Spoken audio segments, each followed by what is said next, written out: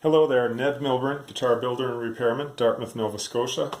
If you can, subscribe or follow, and that helps me out. Share some information with more people. Some simple things about doing fretwork. Fret leveling, I use a flat block with sandpaper glued onto the flat block. I have a few different grits of paper for that. Okay, there's a lighter grit, and then I have this diamond encrusted metal bar piece here that I use for doing a final job on it. I'm going to talk more about that in a later video. Some people think that you need an 18-inch perfectly milled bar, blah blah blah, to do fretwork properly, and I submit, I'm going to put this challenge and let you guys think. If you use an 18-inch bar to do your fretwork, you're going to get the fretwork wrong necessarily. And I'll tell you more about that in a subsequent video. For now, this video I wanted to really focus on different types of files. Here we have two triangle files with the edges eased or filed off so that they're not going to cut the fingerboard.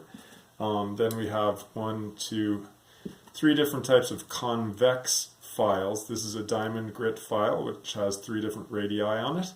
And this one is a fairly wider radius, has 2 wider radii on it for doing fretwork. And then this guy has some smaller radii on it. Now, if your skills are mediocre, this type of file, the convex file, will get you started pretty well. But if you're approaching real mastery of artisanry skills, the best way you can do it is with one of these triangle files. These are both slightly different sizes, so I use them both depending what time or what frets I'm working on. Jumbo frets, I end up finishing with this guy. And the thing about using a file like this is it gives me ultimate control. Ultimate control. I go a little bit and then I tilt the surface over a little bit more. Actually, this is the cutting surface down here, so I start, then I cut it, and then I cut it, then I cut it.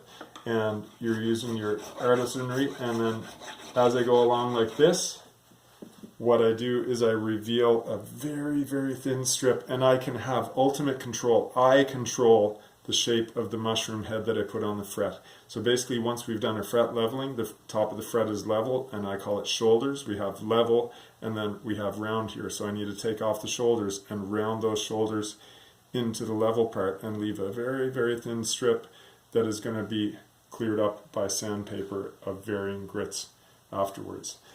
So, I was hoping to make this video 90 seconds. I think it's gone over 90 seconds.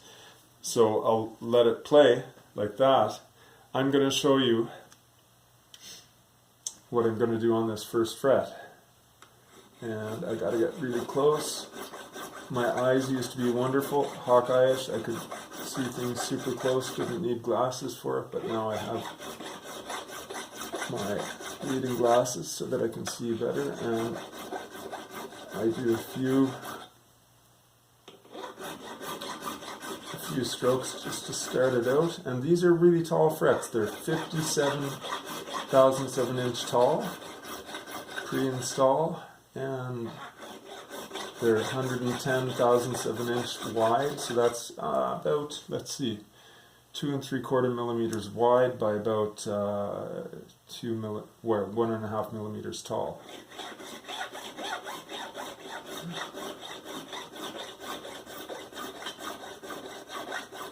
And usually I don't like to talk when I'm doing my work.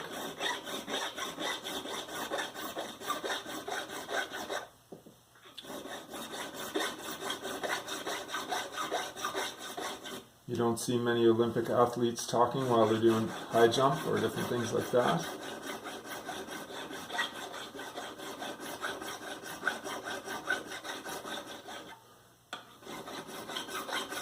Now, because these frets are so tall, sometimes I can't get a satisfactory cut on the top edge of that shoulder, what I call the shoulder. So then what I do is I take the file, and instead of going with the file parallel to the fret, I cross that somewhat. I can cross it either direction. You need to be more careful that the fret doesn't, or that the file doesn't slip on the fret when you do that, but then I can make the angle even less so that I'm working more at the top of the fret.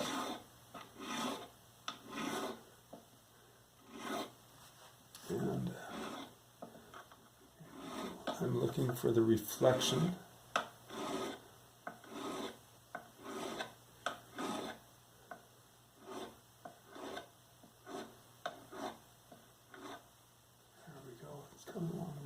Now. Sorry, I got to speak a bit louder. When I'm working very delicately like this, I tend to speak a bit quieter. So,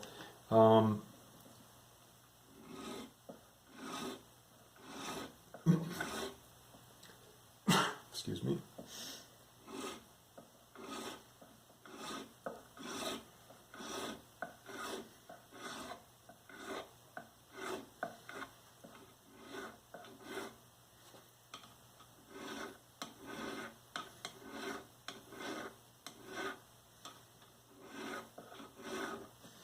Now I'm going to observe that. I'm observing as I'm doing the work, but also now I'm observing after I'm right near the edge of this, and I can give it a little tiny touch more. Knowing when you're finished is another important concept when doing artisanry work. You want to bring it as close to perfection as you reasonably can, but sometimes there's a limit, and if you get close to that limit and go past it, then you're backpedaling, and it kind of sucks to backpedal. There we go. So what I'm going to do, I'm going to try and show you this, see if it'll show up in this light. You can see across the top of that, you might be able to see a thin, there, some of the light, it's really tough.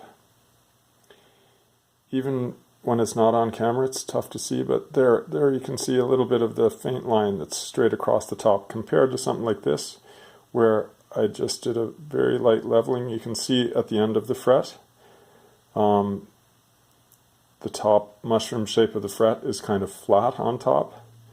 Whereas this one, you can see the start of that line right there. Now that line's going to be cleaned up really, really nicely once I work on it with sandpaper after all the frets are done.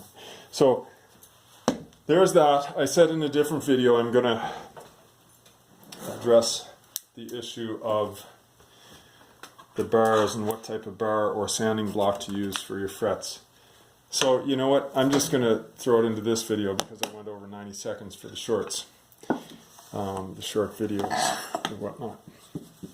So, some people, when we're doing the fret leveling, they say, oh man, you got to use a long bar, otherwise you're never going to get your fret straight.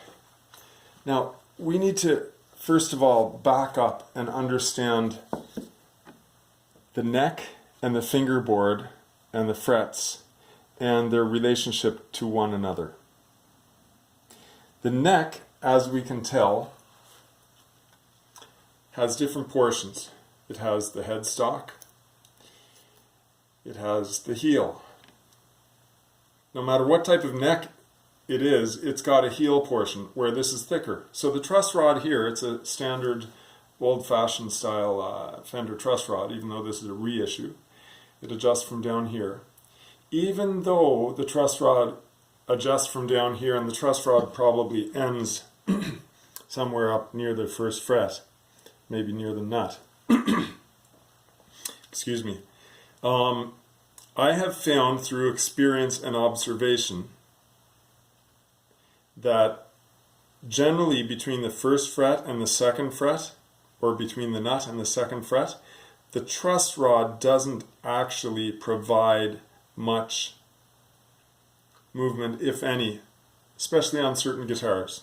Some guitars you will find more movement with the truss rod, more response with the truss rod in this area. Some guitars you find zero truss rod motion here, especially Martin style truss rods for acoustic guitars that are inserted here. They tend to end right about here, and because that part of the truss rod is not very effective, you don't have much movement there at all, if any. That's important to know. Also, let's look here. This thick portion of the neck, even though the truss rod goes through right to here and the nut probably ends somewhat right here where my fingernail is, this whole portion of the neck, because the heel wood is so thick, the truss rod is not going to affect that at all. So on most guitars you will have an effective portion of the truss rod that goes from the end of the neck only area, so from the start of the heel onwards to maybe the 2nd fret, maybe the 1st fret. Depending upon the guitar, you need to observe, adjust the truss rod, see if this area itself is affected or not. So, for a guitar fret surface to be set properly with fretwork, you don't want to have the bow from just the tension of the neck and then the adjustable truss rod bow here, and then nothing adjusted here, because then you'll get 3 different portions of the neck that have a slightly different bow, or some of them are not going to be bowed. This will be flat, so we'll have a bow area coming into flat. That's not necessarily what we want. So a really skilled person is going to understand what this is like, and you're going to take a little bit more out of this area here, where it blends from the active truss rod portion of the neck to the inactive portion of the neck. Then you can have a full, when the tension is on the guitar, you want to have a full gentle bow. And watch this, here's the interesting thing. You learn this especially with classical guitars, but acoustic guitars as well. Bass strings, we tend to set up bass strings on an electric, on a steel string acoustic, on a classical or flamenco guitar. We tend to set up bass strings with higher action. Why? Because the string vibrates with a greater physical distance, okay?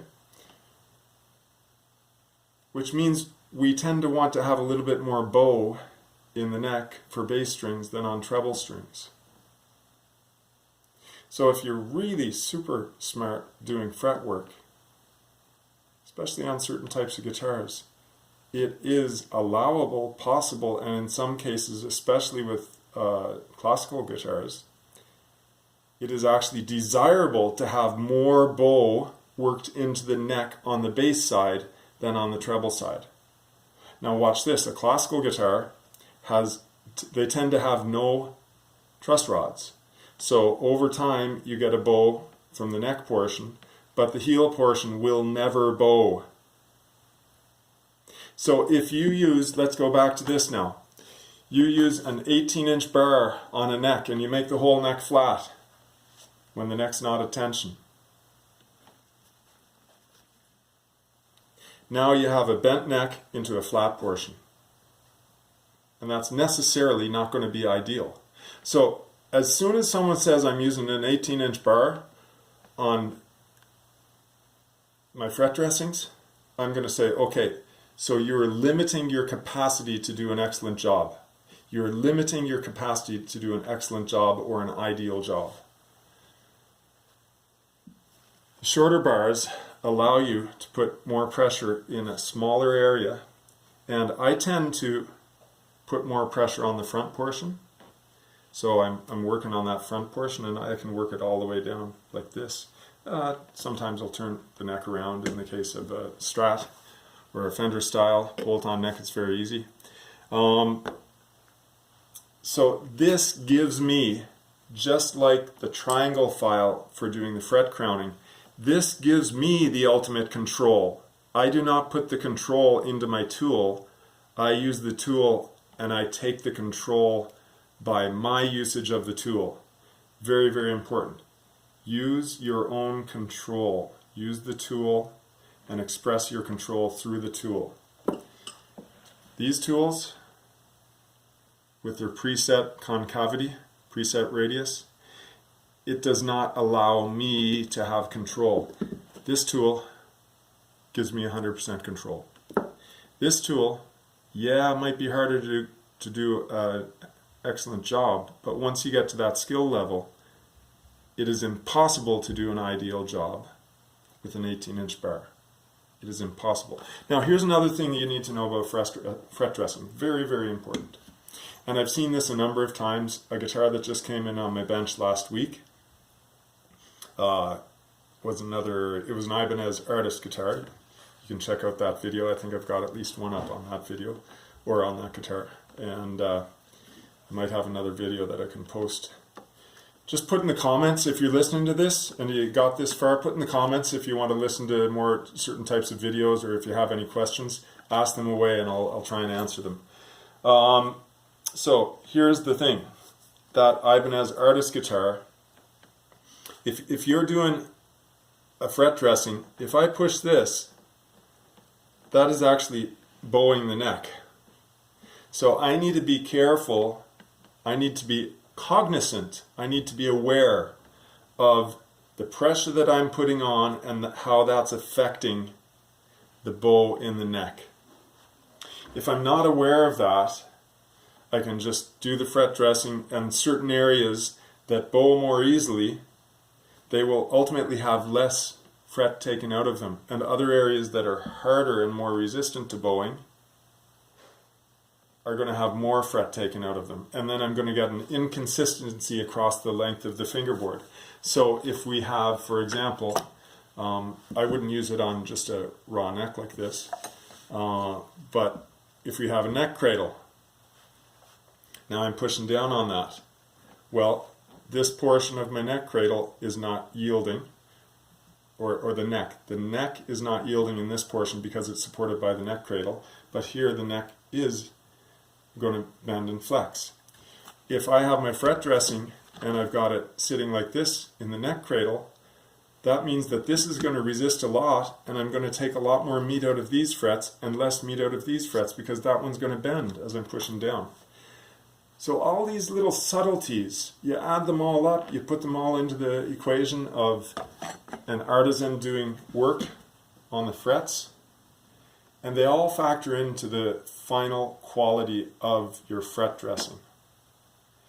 So this one, I've done the first fret here. I've talked a lot, and excuse me, I got a vacuum.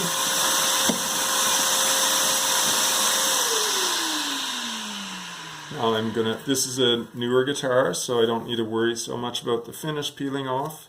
Other guitars, if they're older guitars, then I'm gonna take my tape and I will put it on fabric or my shirt first to weaken the stickiness of the tape such that it doesn't peel finish off. And also the way that I peel the tape off can affect that issue as well. So definitely on vintage guitars, you got to be ultimately careful of this technique. And on a vintage guitar, I regularly don't even wrap the tape around the edge. I just put the tape on the top like this and top it down a little bit, and I'll leave it like that. And if I need to, I'll tuck that tape and around on itself so that it's not in my way. So that's what I'll do for a vintage guitar, so that I don't peel off finish from the sides of the fingerboard. Okay, there was a whole bunch of things that I said about fret dressing in here. We talked about different types of fret crowning files first. We talked about different types of blocks. And you know, there's more that I can say about doing the actual fret dressing, the leveling, because I'll just give you an overview. Basically, I want to level it, and then I want to radius it, then I want to crown it, then after they're all crowned, then I'm going to grind and polish. What I mean by grind is that last little line of flat that's left in the middle. When I use sandpaper going this way, very carefully, across the whole thing, making sure I'm consistent on all the frets, then what I do is I take the last vestiges of flat on the top, and I blend that. I round it all in, and I go successively from a coarser grit to a lighter grit. I hope this has been helpful to any of you guys who are either interested in what happens during a guitar fret dressing. I hope it helps you understand some of the differences between real true master artisans and, let's say, a more average, a still developing guitar tech, we could say. And for any of you guys who are guitar techs out there, or you're developing guitar techs, or you are an aspiring guitar tech or guitar builder, an artisan, I hope this has been useful to you so that you can learn a little bit more about some of the real subtleties, the high level issues that you're going to come across. If you want to do a really, really good job on fretwork, you need to know these things. Because I've heard so many times people say, oh, you have to use an 18-inch bar, otherwise you're never going to get your frets right. I will repeat again. If you use an 18-inch bar on your frets, you're necessarily going to limit your capacity for an excellent and ideal fret dressing. You will necessarily limit your capacity for an ideal and excellent fret dressing if you use an 18-inch bar. I'll stand by my words. Anytime someone wants to challenge me, let's come in here. I have 2 benches, and someone can use the bar on the other side. I'll use my standard way, and go head to head. So there you go. Peace, like, subscribe, all that fun stuff. Make a comment. Tell me what you liked, what you didn't like about this video. And sometimes I start to blab. I like to talk a lot, but I'm going to close my mouth now and press stop on the record button, and I'll post this video, and hopefully some of you guys see this, and hopefully there's some valuable information in there for some of you. Thank you.